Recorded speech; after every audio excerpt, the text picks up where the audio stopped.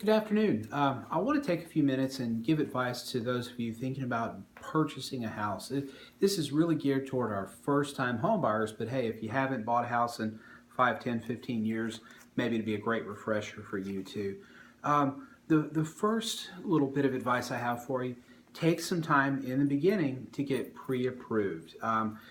People that haven't bought a house before assume it's like buying a car. They'll go out, they'll see a sign, they'll call on it, they go look at the house, and then worry about financing later. Well, it's just the inverse is true. The first thing we do in a professional house hunt is we get you to a trusted local lender, and you can do this over the phone or in person, and they'll run all your numbers. And by the end of this process, they'll be able to tell you how much home you qualify for, and more importantly, what your monthly payments will be. So, you might be approved for $200,000 with a $1,500 a month note, but you want your note to be closer to $1,000. Well, when you tell the mortgage professional that, they can rerun the numbers and tell you, okay, go look for a $150,000 house.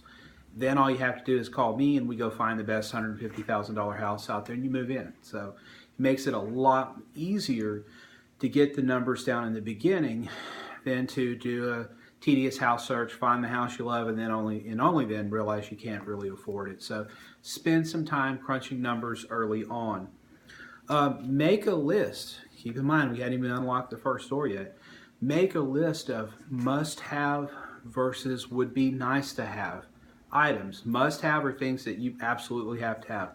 Maybe that's a certain number of bedrooms, or you want 2 full bathrooms. Essentially, what we're going to use this for is to exclude properties and drag them off the list. So if you say, Doug, only show me 2-bedroom houses, I'm not going to or only show me 3-bedroom houses, I'm not going to show you a 2-bedroom house. Okay, that's going to save us time and make our search that much more efficient.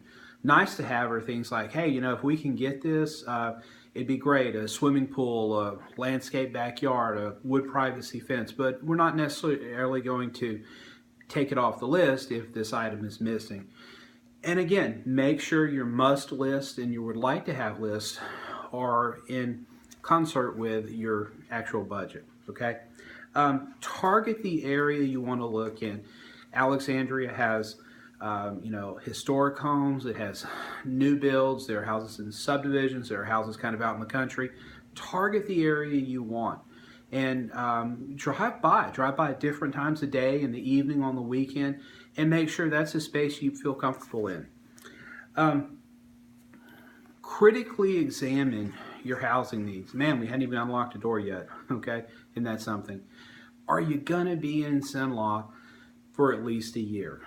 If that answer is no, or probably not, continue renting wherever you're at. Don't go through the time and hassle of a move if you're going to have to put a sign in the yard in 6 months.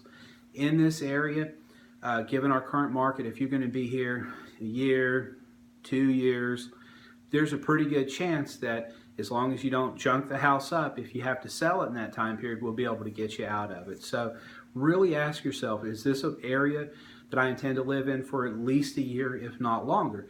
The answer is yes. Well, why wouldn't you want to lock in these historically low interest rates? So give me a call, Doug Rogers, 318-613-1994 with Bayou Properties Realty, or click the link on here, and you'll be connected with me, and I'll be more than happy to help you find a new home.